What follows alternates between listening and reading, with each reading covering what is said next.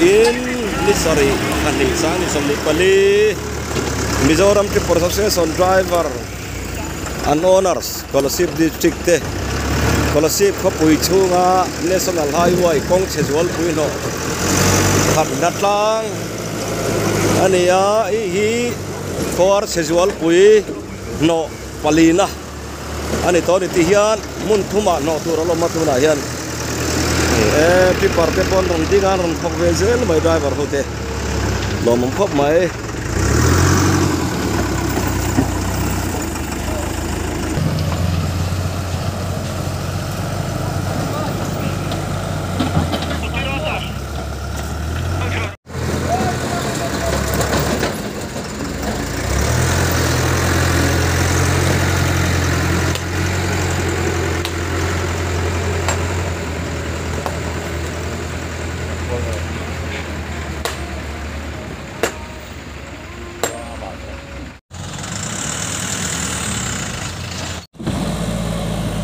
lại quay qua thu các con đi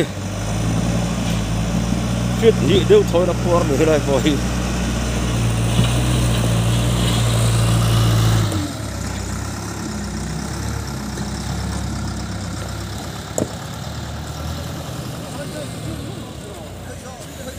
thì hiền Tripper service lại po anh đi ngã anh rồi nó lang lốp dễ là đi lò mắm khóc vậy lùng hi